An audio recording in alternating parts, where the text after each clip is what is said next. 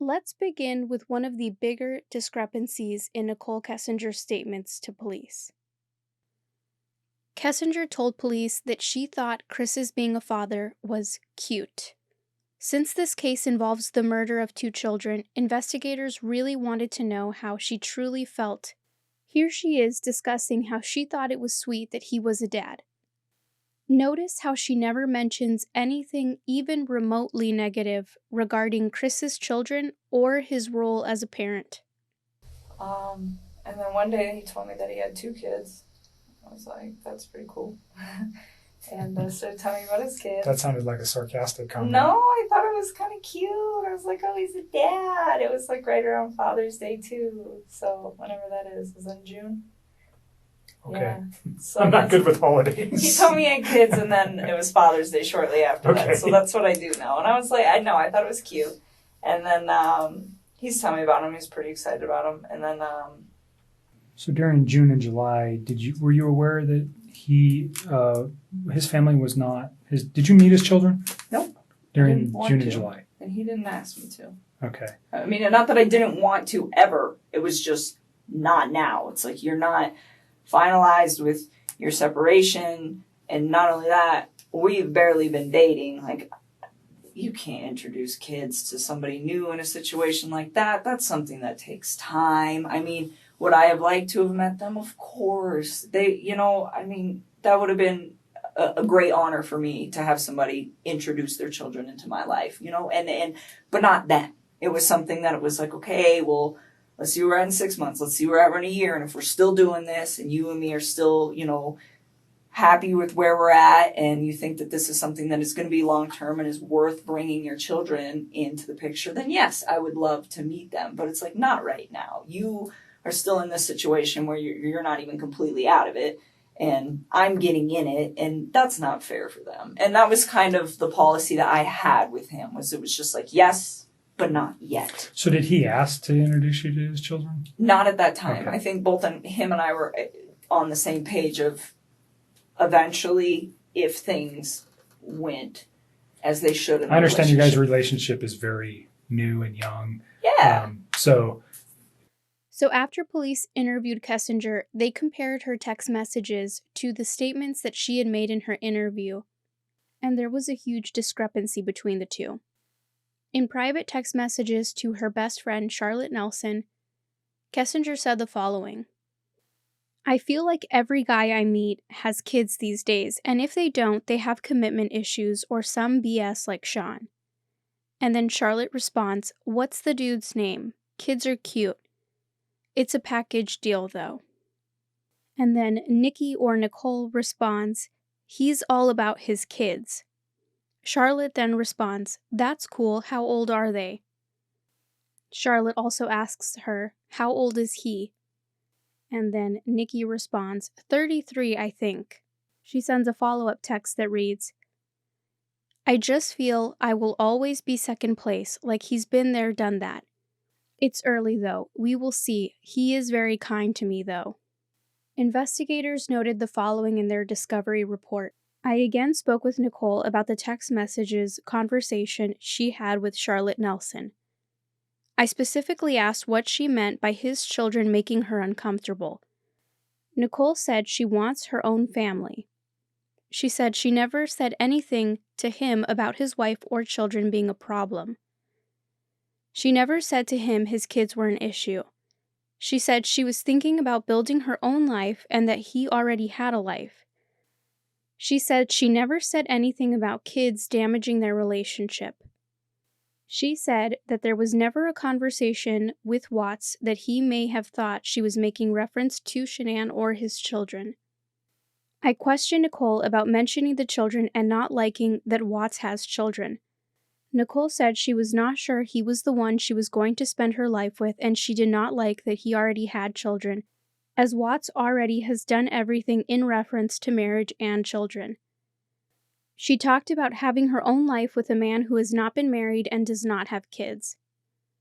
Nicole said this conversation was exclusive to her and Charlotte and that she never talked with Watts or anyone else about this information. Then investigators got in touch with Charlotte and wrote the following. I asked Nelson for some context to the text, as it seemed that a man with kids may be a negative thing based on the words used in the text alone. Nelson said that she does not think that Kessinger was against him having kids, and Kessinger wants kids too. She has just had bad luck with men in her past. Kessinger wants to find someone, and when she does, it turns out that the guy is lying or something. Kessinger seems to take it upon herself and feel like she is picking the wrong guys. Nelson encourages Kessinger that she will find someone. Nelson does not think that the BS part in the text was meant as a negative, in that Kessinger felt the guy having kids was negative. In these next few clips, the law enforcement agent tries to press Kessinger on her contradictory statements. So there was a conversation that I asked you about between you and Charlotte, too. That's the same girl. That same girl who was freaking out. Yeah. So was there ever a conversation about kids with you and Charlotte? Like I can't remember the exact context, but you guys were talking. Hanging out with a guy who had kids. Okay. And she has not even Wait. All right. So your conversation about him having kids, how did that go? I mean, I don't know. I just told her. Is it still? Did you delete that, or is it still? No. I have no reason to delete anything else on my phone. The only reason I deleted all this stuff with Chris is because he was making me feel really uncomfortable, and I didn't want to see it in my phone anymore. Okay. Yeah, let me scroll all the way back here. We're in the scroll talk a lot. No, she is like... So let's just, while we're here, because we talked about this before, but we didn't talk about the specific context of what that message said regarding to children. So obviously, in the situation that we're looking at now with the death of 2 children and all the other circumstantial stuff going around in the case, I just want to make sure there was no comments ever made by you regarding, children or dislike of children or love of children, either way. Do you know what I mean? Yeah, I guess. Let me find it. I think this is where this starts.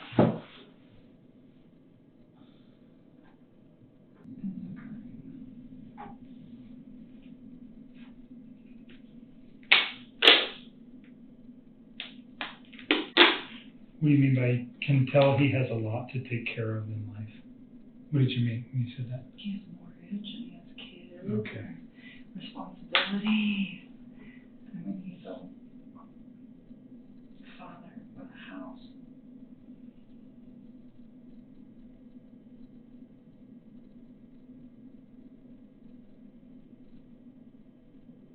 You're even saying in here he's all about his kids. Yeah. And she was asking me somewhere in there,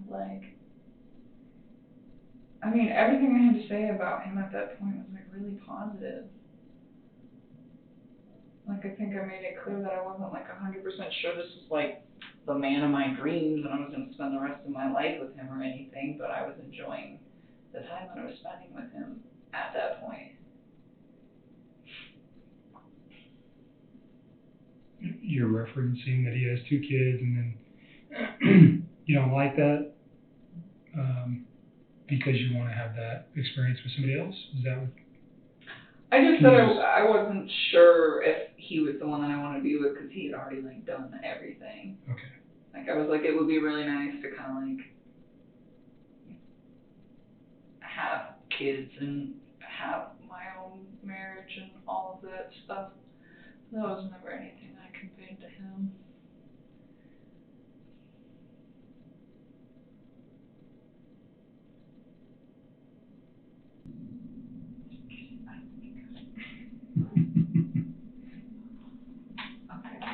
So what you're doing now, let me ask you about the text with you and Charlotte. Yes. You talk about children and he's got his own kids and that makes you kind of uncomfortable because you'd like to have your own family. Put that in context for me. Is that a fair statement the way I'm saying it? I mean, I guess. There was never anything I said to him though. Okay, that's what I want to know. Did you ever say anything to him about Never. Anything about his kids being a problem? Anything about his wife being a problem? Never. never. I always try to be so inclusive with them.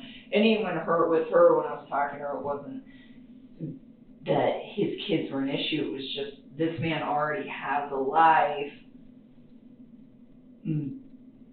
Should I go build my own, with somebody who hasn't done that yet? And then she was the one that was saying,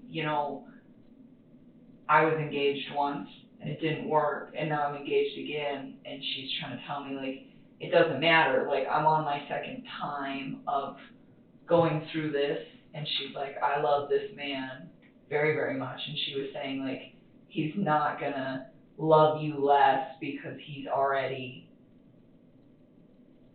been through marriage once and been separated and already had kids. Like, he's not gonna. Those references were never made to him, though, about children. Never. So Charlotte, that's who you were talking with. Yes. Did you one time tell me Charlotte's a lesbian?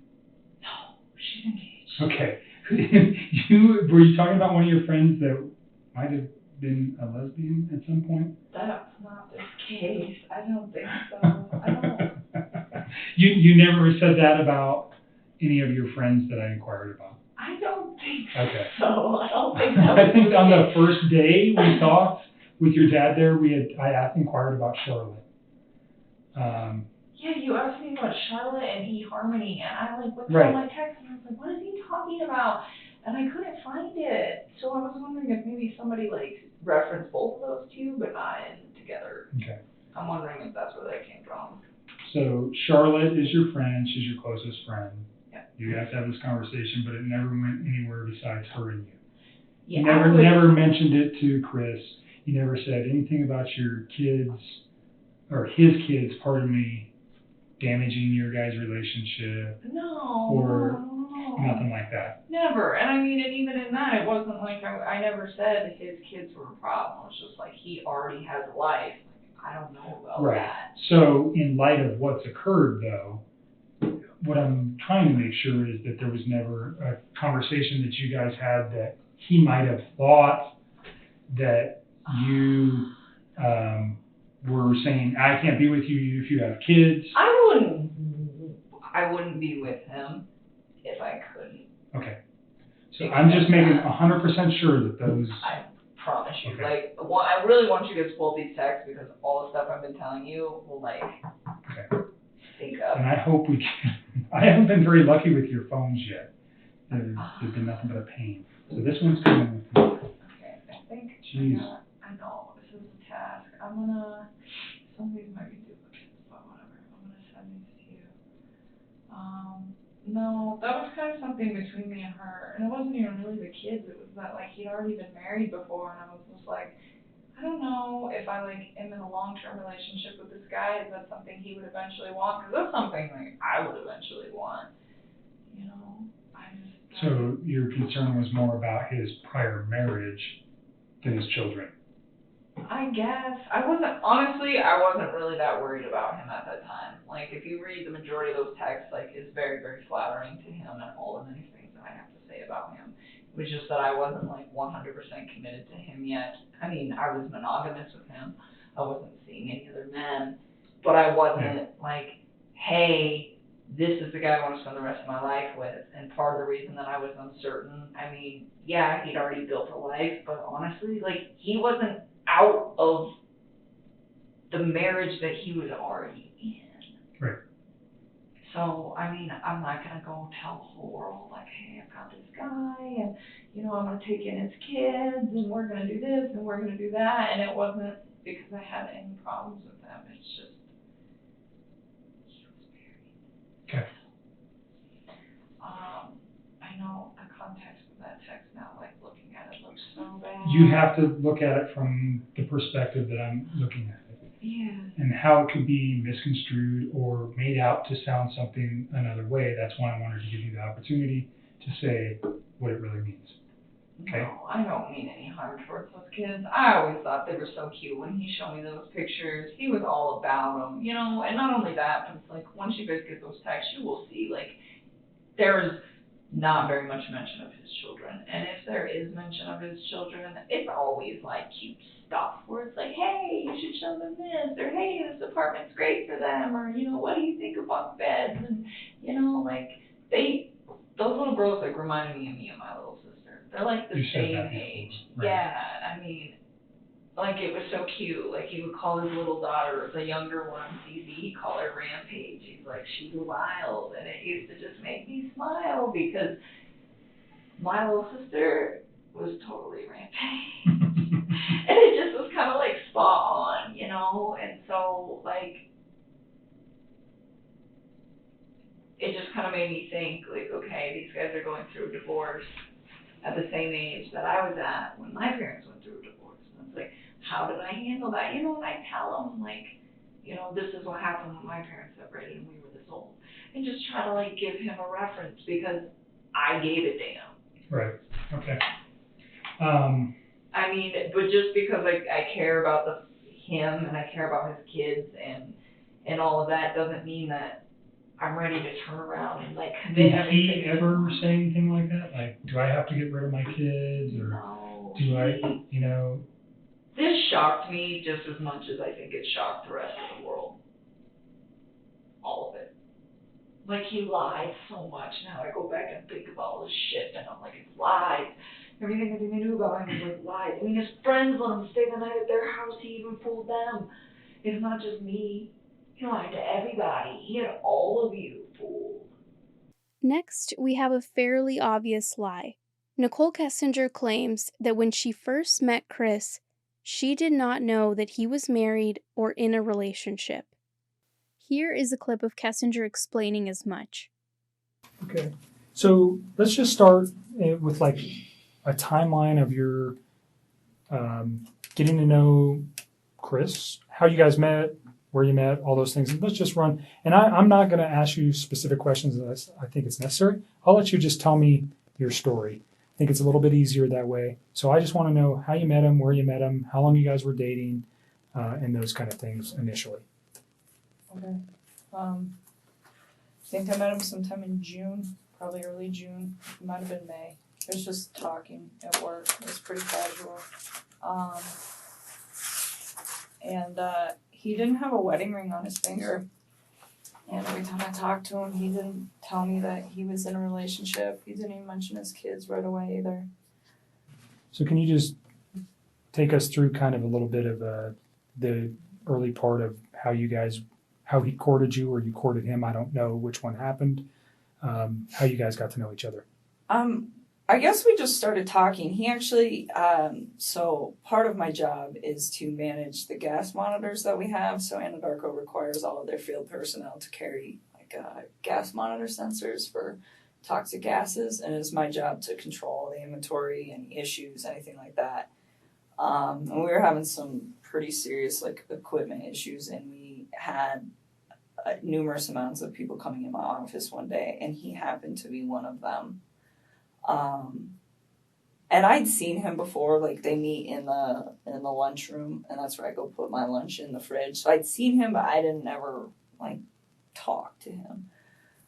So that day we just started talking, and then every time I saw him in the hallway after that, and it was always hit or miss, like it wasn't an everyday thing. It was just when I saw him, we just started talking, and we just kind of had a lot in common and just hit it off. So we'd always have, pretty good conversations, and then I don't know. One day he told me that he had kids and started talking about his kids, and then mentioned, yes, that I have a wife, but we're getting separated. I said, okay. And When do you think that was? When he said all that? So specifically when he told you he was getting separated from his wife, was that within the first couple of weeks that you knew him, or was that later on? You said you met him around May or June. Yeah, it was still in June. Okay. It would have been before Father's Day. So had you guys ever gone out on any kind of No. date at that time? You just were No. conversing at work? Yeah, that's all it was. And then, I don't know. We started hanging out. We hung out. We went to a park. Hung out at a park. Let's go back real quick. So why did he tell you that he was getting a divorce? Did he ask you out at that time? No, he didn't. I think he was probably interested in me. And so, he talked to me a couple times via his work phone, and I was like, no. Like, it was still very, like, friendly conversation. But then when I realized, like, this man is interested in me, I'm interested in him, this is personal, so we got away from the Anadarko thing because I really don't want those guys affiliated with any of this. Kessinger had to have known that Chris was married prior to May or June. We will delve into her search history later in this video. Here is jailhouse audio of Watts admitting that Nichol knew from the get-go. What did she know about you? Did she know you were married at first? She did once I showed her the pictures on my phone. I'm like, the home screen picture. So was your wife in that picture, or was it just your girls? It was just my girls right there, but my wife was the lock screen. Oh. So she knew I was married with my kids. Okay. Are you aware that she said she didn't know you were married? What did you think about that? I figured it was just trying to save face, trying to, something my sister said, it was just trying to keep things together. Yeah. Just trying to, she phrased it a different way, but just kind of it's like ground control, just trying to control everything that's going on around her, because I'm sure she got bombarded by all kinds of different sides from the media and everything. So, Have you talked to her at all? No. I'm hoping she hasn't written me in a different alias or something. No, I'm not talking to her that way. Oh. And are you not allowed to talk to her? I would hope that. Okay. No one told you that, though? No, I mean, I would expect I thought in Colorado it said on a DOC list of, if you're on a victim list, you can't call anybody. Oh, right. But here I'm not sure if that's the same, but I just talked to her, be the second, she said second bill. Sure. And because that's how I probably would come back that day. Just, I don't want to be anywhere else when Shanann calls. She was already pissed. So it was stuff like that where she would she would go, she said she would go on websites and look at will a relationship work with somebody? Will a mistress work? Will a mistress turn into a relationship?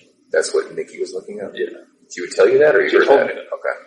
Yeah, she said that she would go on websites and look at stuff like that. I was like, why do you even look at stuff like that? She's like, I just want to see what other people have experienced. But so that confuses me though, because I thought earlier you were saying she thought you were heading toward a divorce. So why was she looking at herself as a mistress? This was later on. Oh. In August, Okay. First week of August, when I told her, I had that talk with her about separation. Uh-huh. That's when, she started looking at, apartments and stuff. But, during our July relationship type thing there. Oh, I see. That's when she was looking up, if it would actually work. Okay. She told her friend Brittany about it, I guess, and Brittany told her not to do it, but she said she already made her decision. Okay. In this next audio clip, Watts elaborates further on how Kessinger understood herself to be a mistress.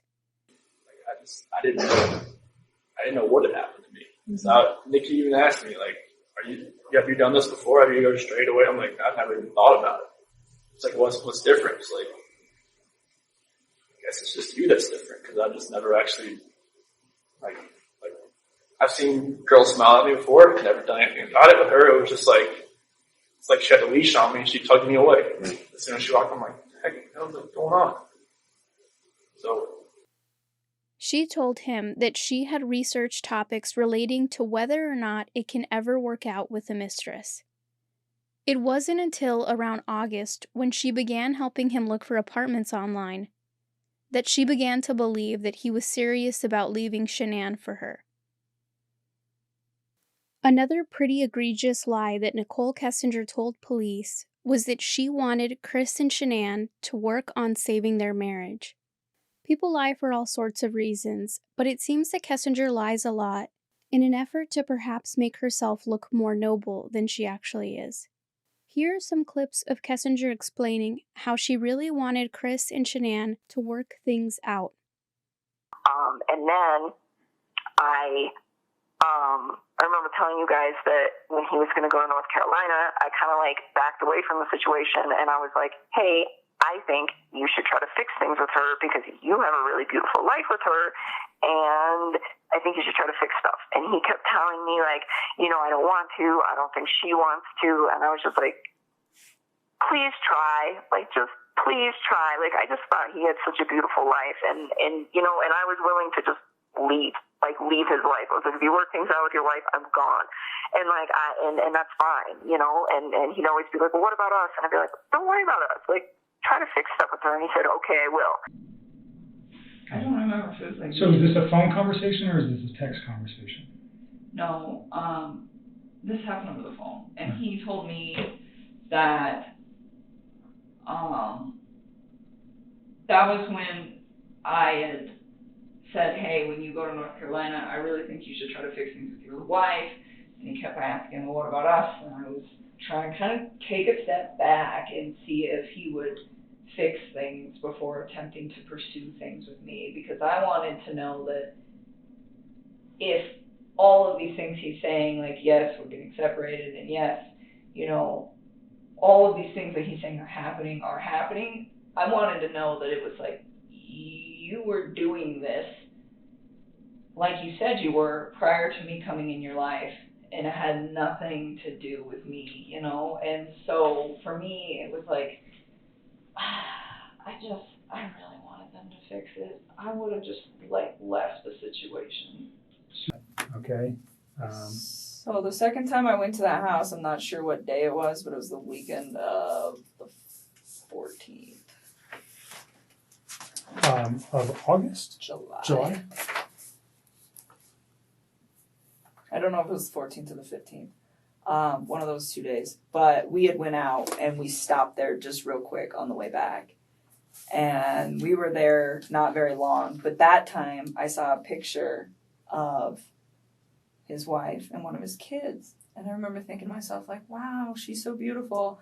And I, like, took a step back and I was just like, this man has a gorgeous house. He has beautiful babies. He has a beautiful wife. He has an awesome job. Like, why would he want to leave this? And I remember talking to him about it. And that was the first time that I tried to actually say, what do you think about not separating from your wife? Like, what if you really try to work on this? And he had expressed to me that we've tried to work on this and it's not working. So that is why we're separating. And for me, the way I would have preferred to do this is to have waited till that contractual agreement was also done, and he was done. And he could have approached me and said, I'm just had a divorce, you know, maybe we could take this slow. What do you think? But instead it was, oh, we're separated and we're working on a divorce. And that is the part that I feel bad about, because I should have waited on that, and I didn't. And, you know, I was just like, well, they're already there. So, you know, but then being in the house was just like, why? Fix this. Find a way to fix this. Make it work, you know? And I was like trying to push him to do it, and he seemed pretty reluctant to do it. He didn't want to.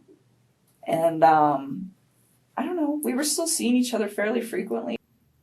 I kind of like backed away so we weren't hanging out quite as much, and we were still close, but it was just like I really wanted him to try. Like, I wanted to know that he tried and it didn't work, and then he moved on, not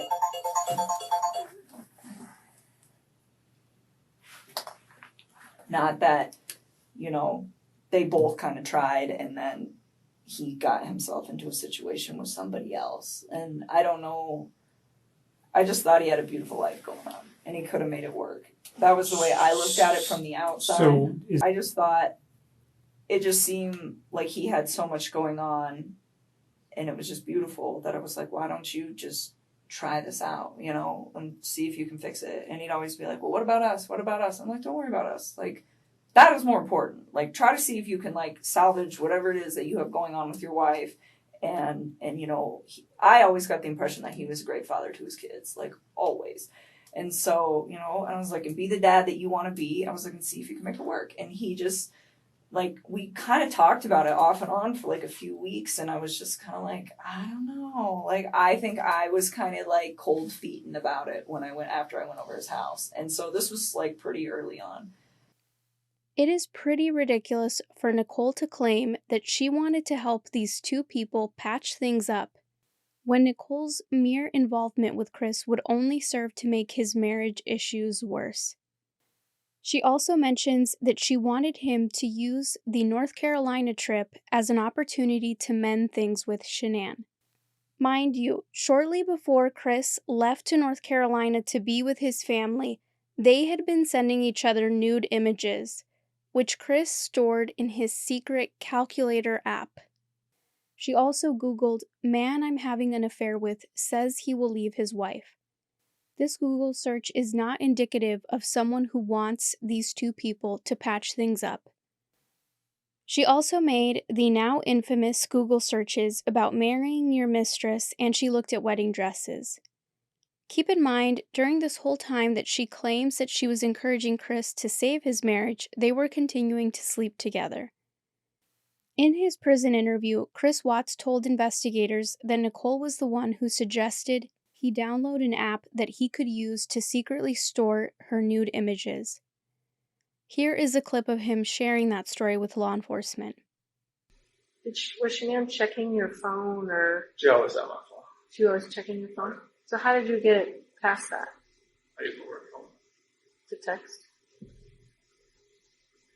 And you had some secret apps, right?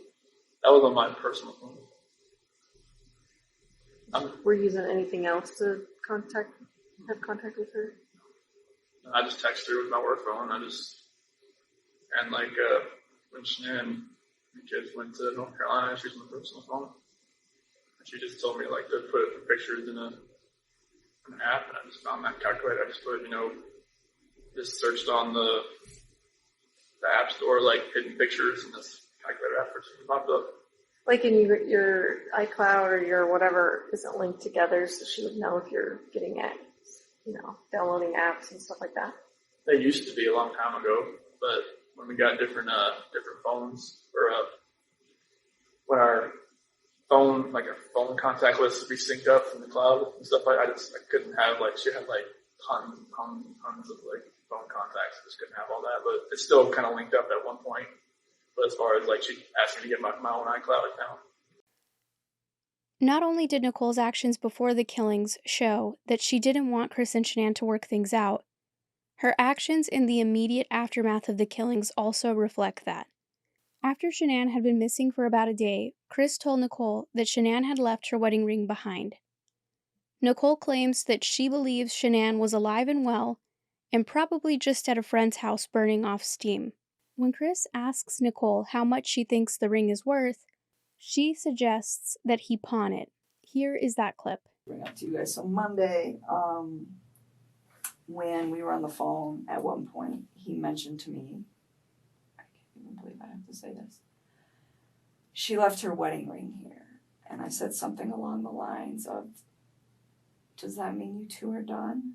And he was like,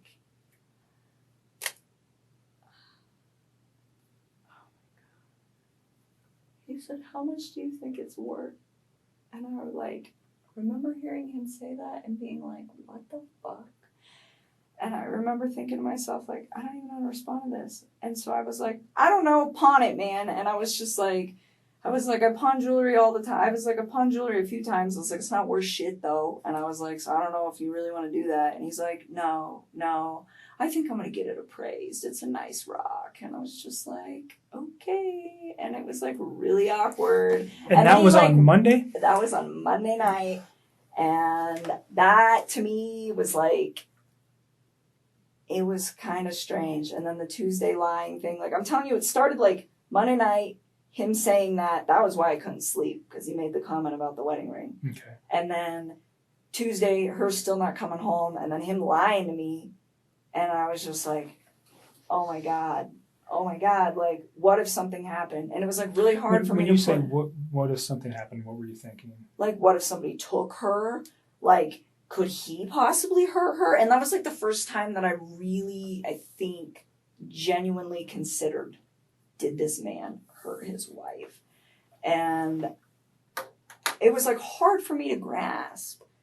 And I thought about it a lot, and I waited for the night because I wanted to see if she would come home. And it was already pretty late, and I had company, and I was just let me just see how this plays out.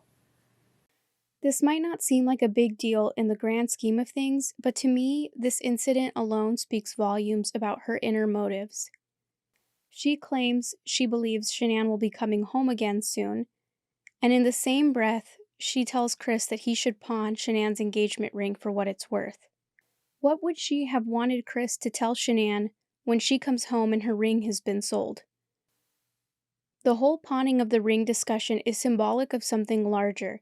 This would be a blatant disregard of Shanann's property and Shanann's place in the marriage.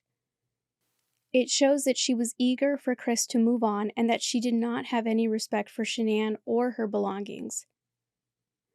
When she was explaining this to investigators, it seems obvious now that she knew how bad this made her look, and she was trying to make it seem like she mentioned pawning the ring as a spontaneous, nervous reaction to Chris having asked her that question about how much would the ring be worth.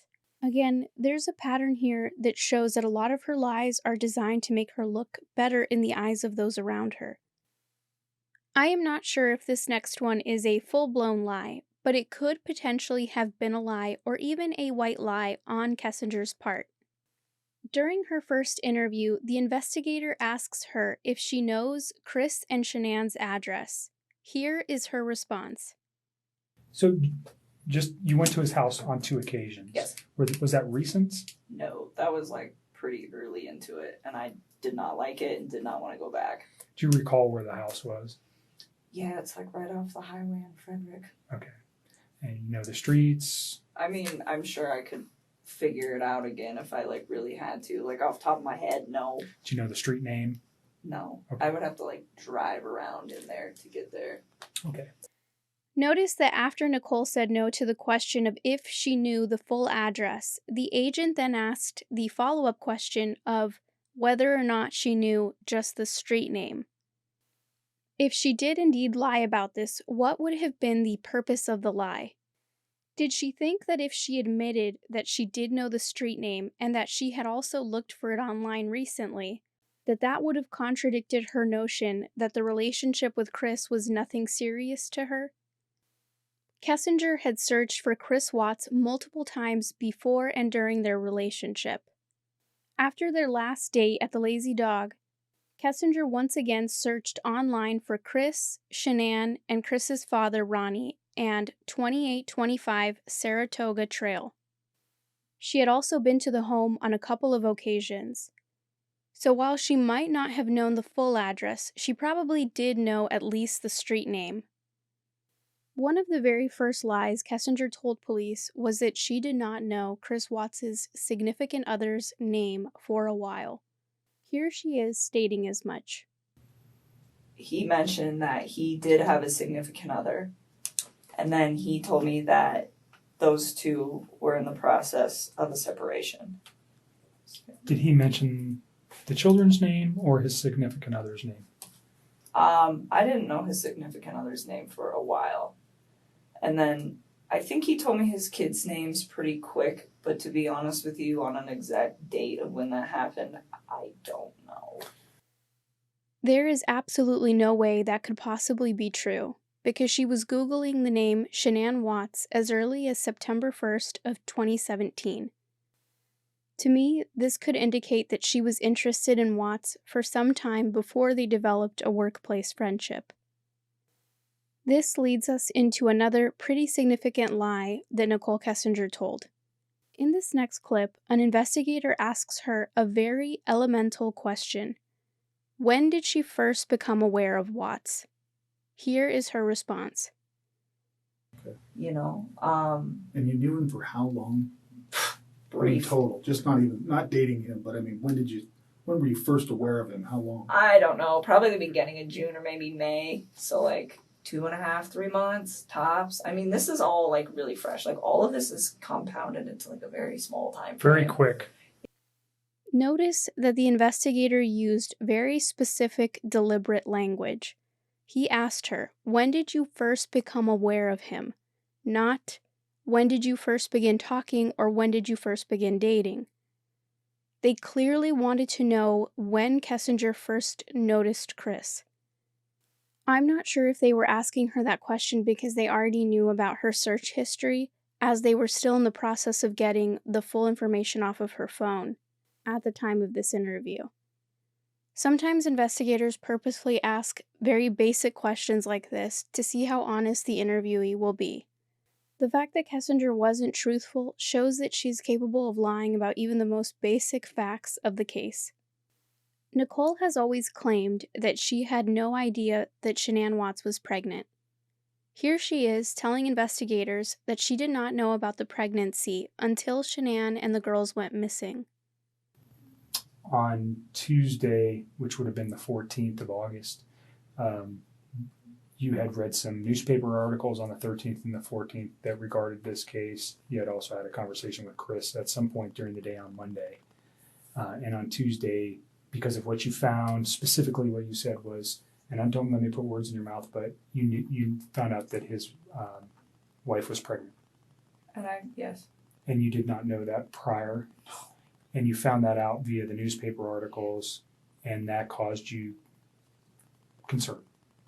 Well, I just realized that he was lying to me, and I was like, well, if you can lie to me about this, what else are you lying to me about? And it made me realize that maybe his wife was in danger at that point, and it was day 2 too, and she still wasn't home. I don't see how it could be possible for her not to have known that Shanann was pregnant. Shortly before the murders, around the time of the North Carolina trip, Kessinger had searched Google for both Chris's and Shanann's Facebook accounts. Since Shanann was involved in Thrive, she had a very active presence on Facebook and her account was public, so anyone could view it. Shanann frequently posted about her pregnancy and her marriage to Watts. Here are just some of the posts that Kessinger would have been able to see.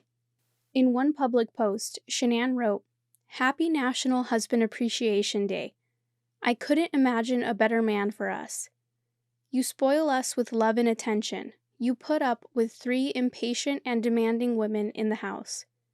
You work so hard every day to provide for us. I love you so much, and I'm so grateful you hung around when I tried pushing you away in the beginning.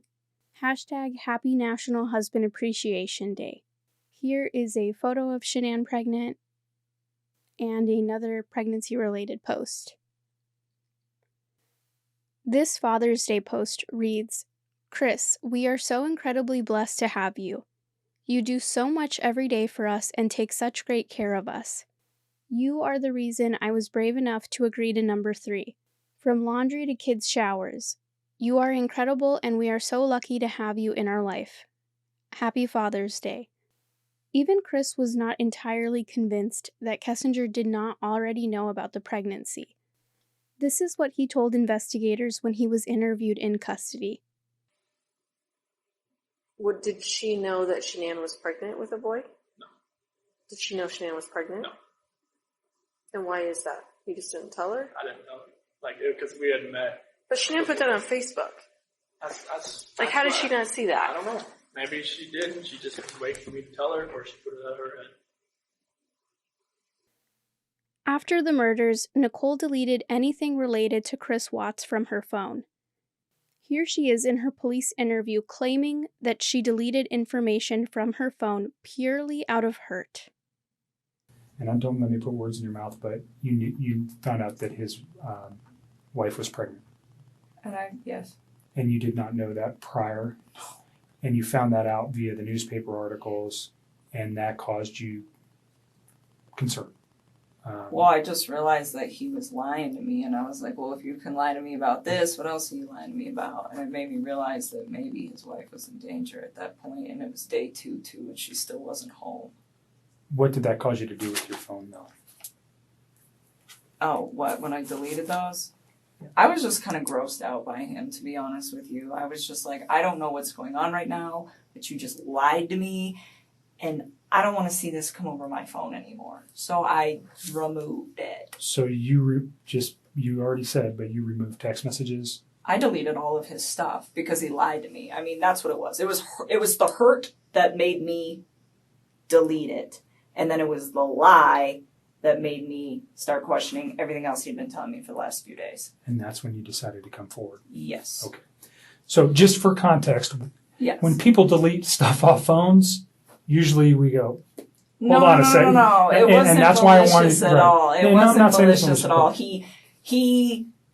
He lied to me. It just hurt. Like, I had never felt like he'd ever lied to me before. And it was a big lie. I mean, Right. telling somebody that you're in the midst of a divorce and then you have a wife that has a 15-week-old baby on the way is a huge, huge thing. And I was very taken back, and it was hurt. And so at that point, I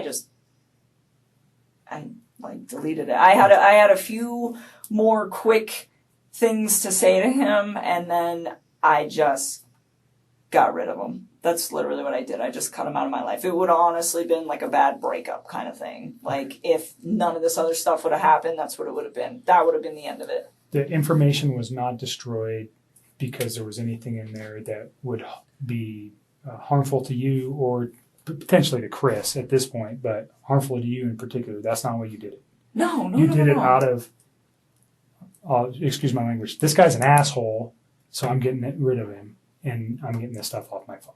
That was like me kicking him out of my life. Okay.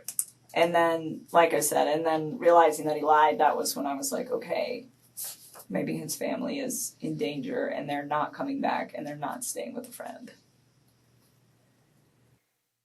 So there she was, claiming to have deleted a bunch of stuff off of her phone purely from hurt and not out of self-interest. The investigator even asks her if she deleted anything that could harm her or reflect poorly on her, and she says no. She claims that she only did it because she was hurt that Chris had lied to her. Now, this answer of hers would make sense if she had only deleted stuff related to Chris, but that isn't the case. She deleted stuff beyond just text from Chris, and she deleted stuff that would reflect poorly on her. So while she may have truly felt hurt by him in some way, she deleted information to save her own skin. So here are some search entries that Nichol made that she deleted. Several searches for Christopher Watts can be found prior to August 12th of 2018. These entries appear to have been deleted. I did locate name searches for Chris Watts dated back to August 3rd of 2017 and Shanann Watts dating back to January 7th of 2018. These entries were deleted but were recoverable. She also made the following Google search entries and then deleted them. Can cops trace text messages? How long do phone companies keep text messages? Difference between text message content and text message detail. Kessinger searched the internet for news accounts of this incident and Shanann's name. And then there's an additional note that specifies, these searches were conducted frequently by Kessinger throughout the next several days. She deleted everyone afterwards. So one thing Nichol did throughout her various interviews with law enforcement was to try to downplay the seriousness of her feelings toward Chris. She did this in a variety of ways. She claims that she was not as interested in him as he was in her, and that she did not want to get married right away or have babies together anytime soon, and that she had cold feet. So here are a couple of clips of her insisting that the relationship was not as intense or as serious as it seemed. I really try to take everything with this whole situation very slow. The only part that I screwed up on was the fact that he wasn't completely separated from her when him and I decided to spend time with each other. That is where I screwed up. But other than that, everything else, it was always like, you know, you build your life, I'm going to build my life, we will intertwine them, but I am not ready to like do this. And he respected that. And I even said that, and I don't know, that might be in the text, but said that too, where it's like, Chris, like, you need space. Like, you're just getting out of a divorce. Like, personally, I think jumping into a new relationship is a little quick. It's like, I was in a relationship earlier this year, and I think this is also a little quick. And I'm like, so why don't we take our time? And I'm like, if you guys end up doing a week on, a week off with your kids, I'm like, the week you have your kids, be with your children. And the week that you don't, I'm like, I don't even want to see you every day. I'm like, I think we should spend like a few days of that together. I'm like, because I like my space and I think you need your space. I think you need your space to like develop your identity again and like get it back, because I think he's just been like so wrapped up in this whole thing that he's got in his own life and his life that he doesn't remember probably what it's like to like be single or have time where it's like just him. Sure. And so I was just like, like embrace that. I think it's a beautiful thing. And I really try to like take it smart with all that. And it was the same thing with his kids. I was just like, like, and we talk about things every once in a while where I'd be like, hey, if I ever meet, cause like I have a lot of house plants. It's a good example. So I have a lot of house plants, and I told him, I was like, one day, if I ever meet your kids, I was like, I'm going to show these girls how to like paint pottery and plants. I was like, I think they would love to see something grow that they built. I think it would be really, really cute. And like little stuff like that, but it wasn't very frequent. It wasn't, hey, we should get married, and hey, we should have babies, and hey, I want to live with you, and hey, I need to meet your children now, and let's cut the mom out. It was never like that. And there was never any conversation about, we can't do this with her around. We can't do this with the kids around. No. He never said that. You never said that. No. So the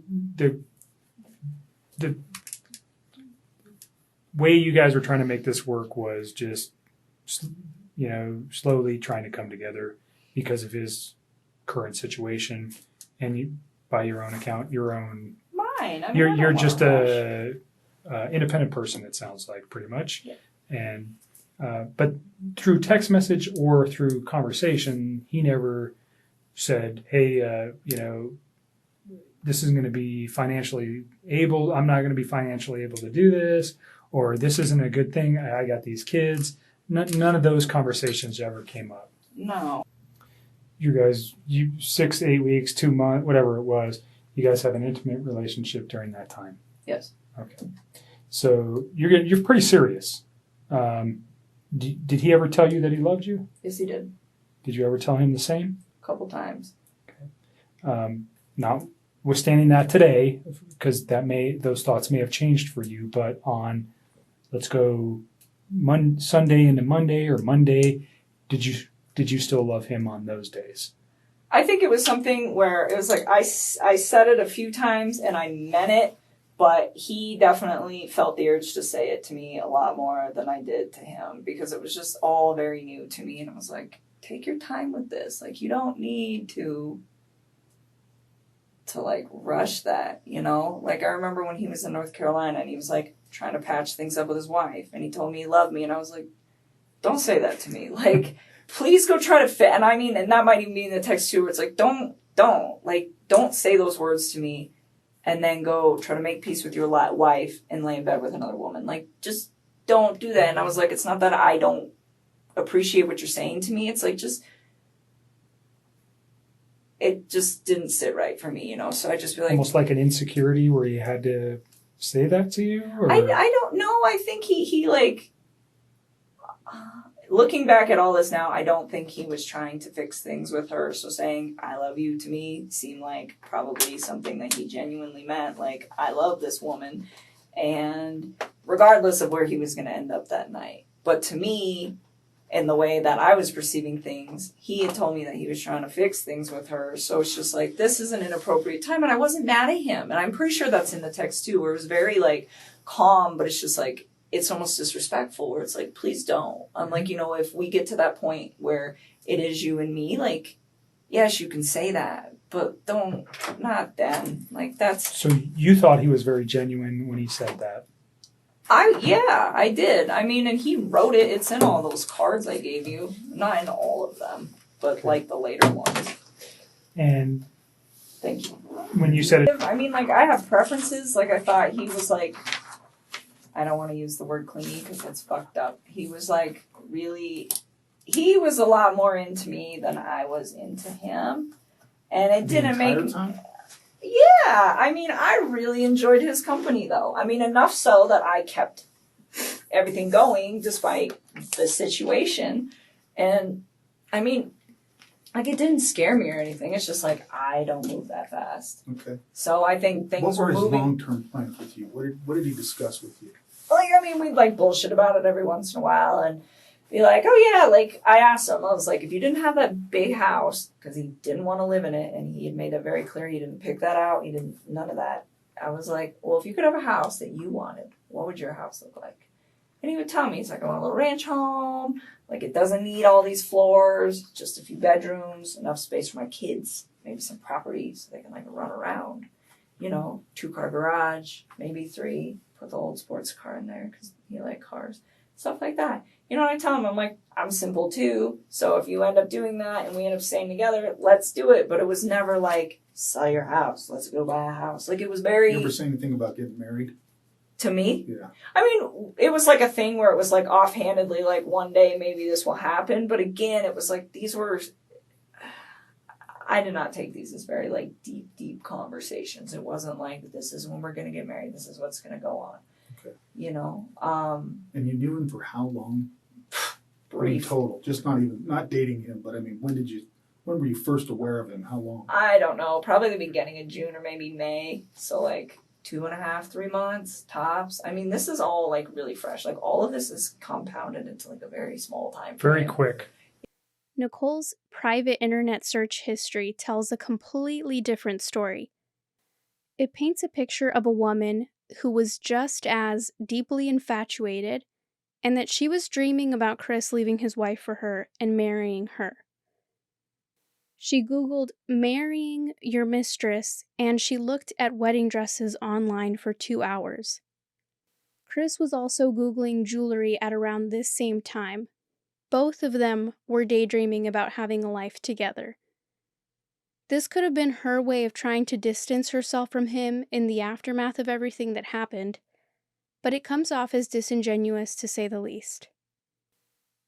In this next clip, Chris reveals in his jailhouse interview that Nichol even wanted to give him a son. Chris had always wanted a boy, and Nichol knew that.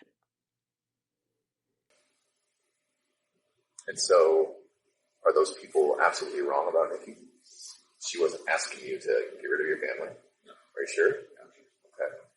And no part of any of this was because she put it in your head or asked you to? Or No, she never, I mean, this whole relationship contributed to it. Sure. But she didn't want me to. I mean, was it ever like, I wish you didn't have kids, I want to have, kids of my own with you, like... She never knew if she wanted to have kids, but she said that, at one point she said, I'd like to give you a son. Nichol initially claimed that she did not know that Chris Watts was married, and that when she did find out that he was married, that he had told her that he was in the process of going through a separation/divorce.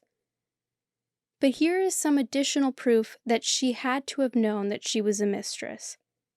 My friend Nick is coming over later on this afternoon. And I was like, okay. Did you ever hear Nick's name before? I've actually heard that name a few times, like around him. Like there's certain, I never heard Dave before. Dave was new, but I've heard the name Nick a lot. So I don't know if that's like real or what, but if I was to guess like friends that he like legitimately has, I would assume that he was one of them. But yeah, because I know he's told me before, like when we first started hanging out, that Nick lived kind of in the area, and he's like he actually goes, he's a trail runner, and he's like he runs at East Lake number 3. So he lives in your area? Kind of. Okay. And I remember him saying that to me once. He's like, that park that we like hung out at? I was like, yeah. He's like, my buddy runs over there. We should not go to that park anymore. And I was like, okay. That's cool. And so Tuesday, after that conversation, I told him, I told him to delete his text because I knew he was like going crazy texting me, and I didn't want any of his friends to see him texting me because I don't think they knew about me. It had nothing to do with you guys. It was just like, and you'll see him, The secrecy of your relationship. Pretty much. And I just like feel like he was like texting me so much openly, and he had friends there that I was like, I didn't want them to see that. And so I was like trying to get him to slow down. And then I told him too, like,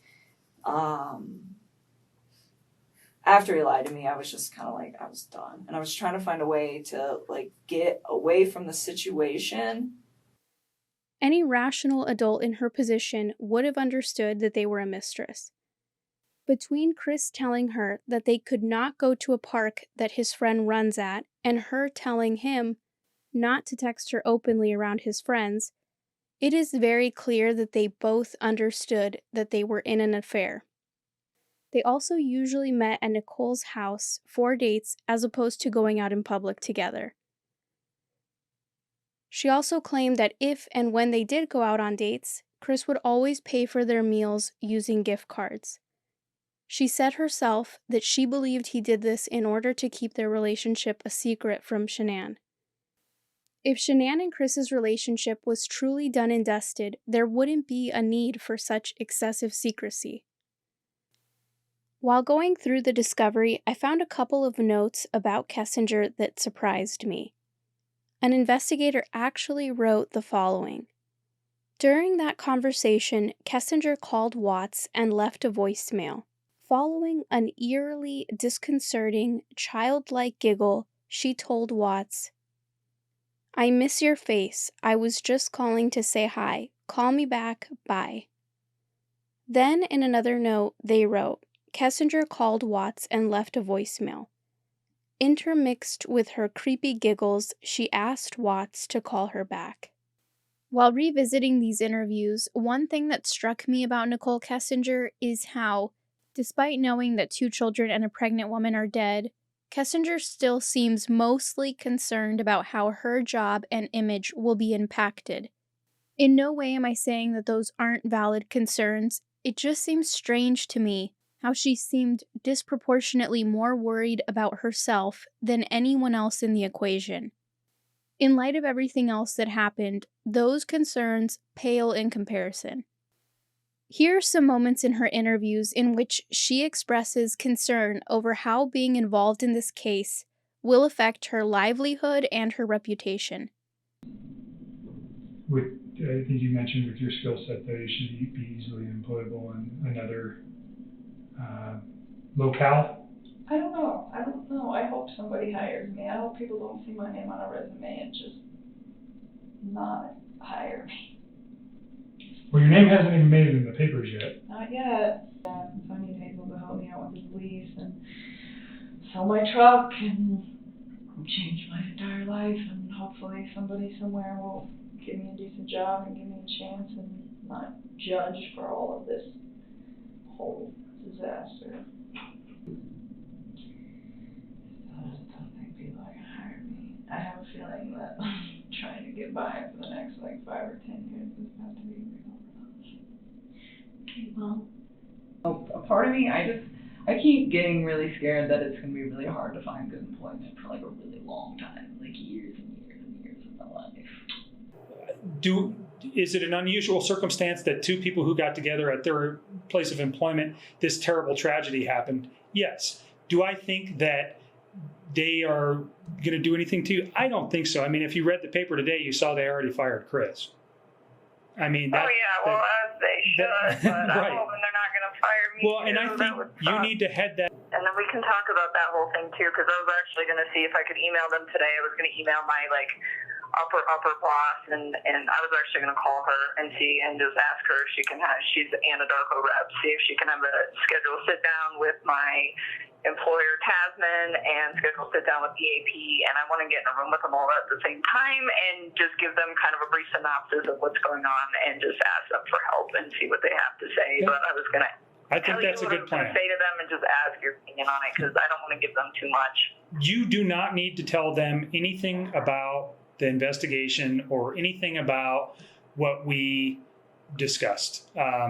From my standpoint, the investigative pieces that we've talked about and specifically things that relate directly to why something may have happened or time frames or things like that, they don't need to know that. I think. Oh, I wasn't going to tell them that. I was just going to let them know that I was. You were in a relationship with him. Case, and that that I'm like a witness to this case, and that right now it's pretty quiet. But in a few weeks, given how everything goes, it might become kind of a media frenzy. And I was just going to tell them, I didn't commit any crimes, and I'm not in trouble, but. Right.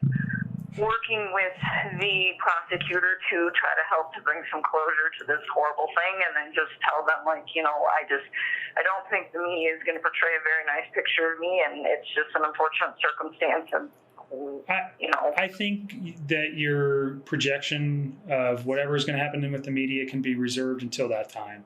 I know that's like your biggest fear in this, but right now I would not even I wouldn't address anything that hasn't happened. I think I would simply tell them, look, I am involved in this case. I'm a witness. And I, you know, whether or not, I think they already know it, and I'm sure Andarko is going to talk with whoever your employer is to make them aware of that.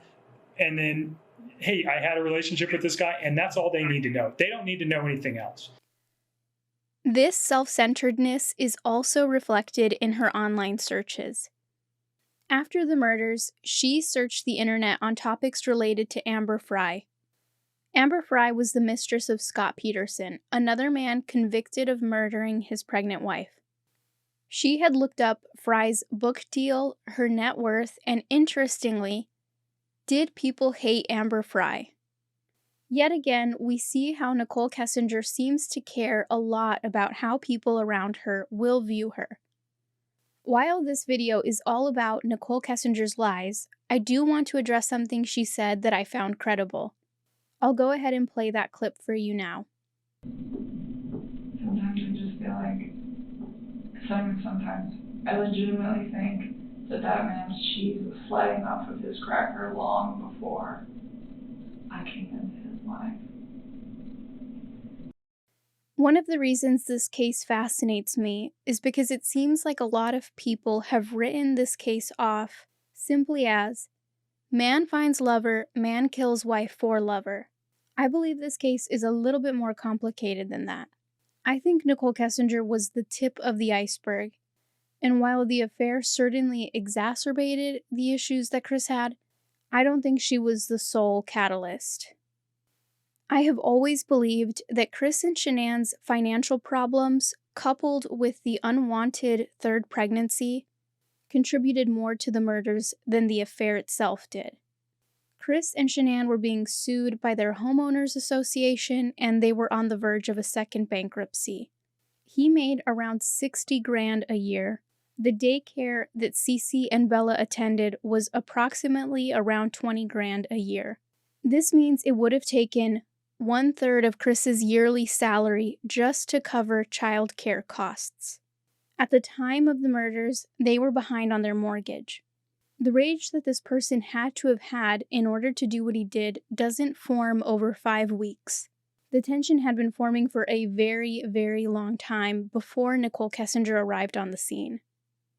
Altogether, their severe financial issues and the stress of an unwanted pregnancy and the affair all formed the perfect storm. Financial turmoil is not an uncommon motive for male family annihilators. Other male family annihilators that also killed for this very same motive include John List, Javier Dupont de Ligonnès, and Chris Foster.